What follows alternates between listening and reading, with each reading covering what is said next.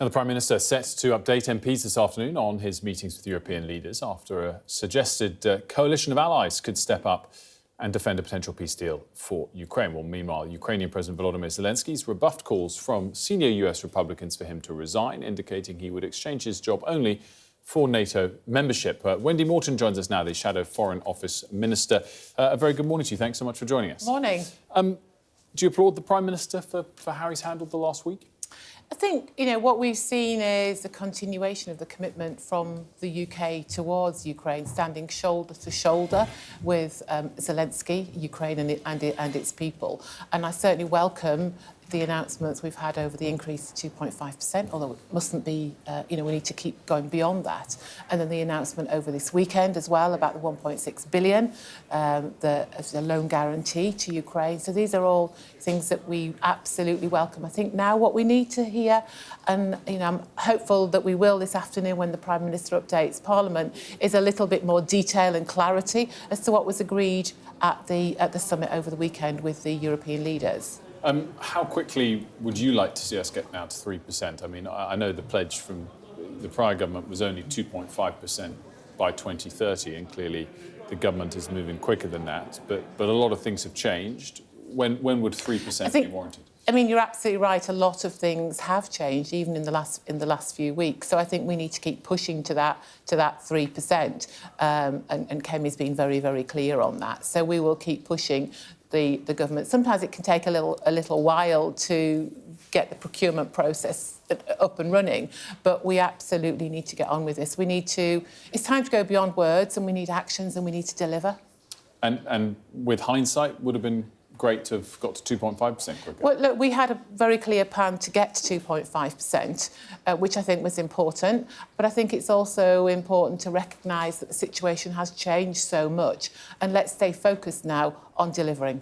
As we sort of sit here today, will our partnership and our relations with Europe need to be stronger than we would have thought, given the sort of lack of reliability, perhaps, coming out of the White House? I think what we've seen in the last few days and over the weekend is that the UK and the US have a very strong relationship. We've been allies for a long, long time on key areas, Five Eyes, defence, security, intelligence, on a day-to-day basis. But what we're seeing now is Europe needing to come together to deal with the situation in Ukraine. And let's not forget, Putin illegally invaded Ukraine. Ukraine is on the edge of Europe. So what happens in Ukraine matters, of course, to Ukraine, but it matters to Europe. It matters to us in the UK, just as it matters to the US as well. In terms of the relationship between President Zelensky and President Trump, I mean, there's clearly pressure for him to step aside as leader of Ukraine. Is that something he should consider if it's the pragmatic way forward to repair relations? I think at this moment in time, what we need more than anything is we need calmness, we need pragmatism, and we need to find a way through this. But and when it comes to Zelensky, he was the democratically elected president of Ukraine. So any decision should be for the Ukrainian people. I'm fortunate. I've been to Ukraine twice, once before the war and once during the war. I've met with politicians, I've met with people in Ukraine. I think in all of this, it's important we don't forget the Ukrainian people either. Pragmatism, you said, clear head going forward. Prime Minister's displayed that in the last week?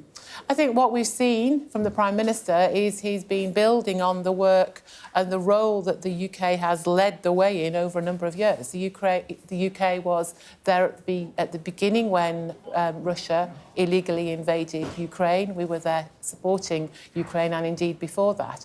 And I see this as very much a continuation of that, and we need to see that continue to move with that. But the key thing now from the Prime Minister is that we, the parliamentarians and the UK, have a little bit more clarity about what was agreed at Lancaster House. And just finally, Peter Mandelson to ABC yesterday afternoon suggested that Ukraine should move ahead of Russia and declare that they want a ceasefire, almost to sort of urge Russia to follow suit, something that the government told us this morning was not formal government policy.